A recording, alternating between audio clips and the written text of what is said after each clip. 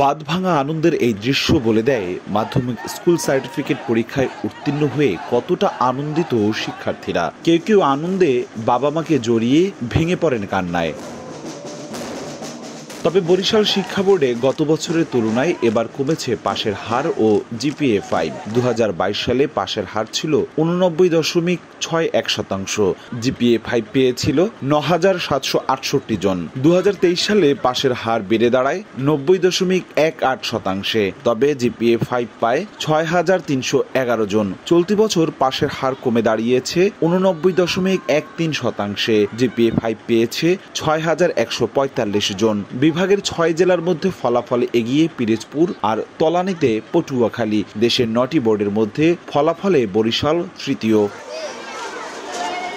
শিক্ষার্থী ও অভিভাবকরা জানান, পাঠ্যতালিকায় পুরো সিলেবাস ক্লাসে শেষ করানো হয়নি। শহরের পড়াশোনার দিকে যতটা নজরদারি করা হয় প্রান্তিক পর্যায়ে তা নেই। এছাড়া জিপিএ 5 নিয়ে শিক্ষার্থীদের যে মানসিক চাপ দেয় অভিভাবকরা, তাতেই ফলাফল খারাপ হচ্ছে বলে ধারণা তাদের।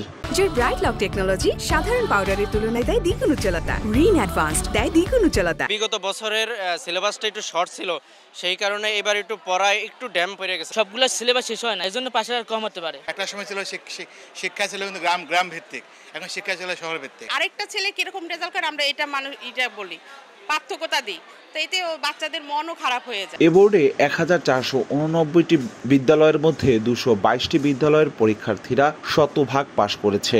একজনও পাশ করেনি এমন স্কুল নেই। জেল হাজতে থেকে পরীক্ষা দিয়ে পাশ করেছেন 3 জন। বহিষ্কার হয়েছে 51 শিক্ষার্থীকে। এরপরও ফলাফল যা হয়েছে তাতে খুশি শিক্ষা বোর্ড। যে ফলাফল হয়েছে এটা অসম্ভব ভালো ফলাফল।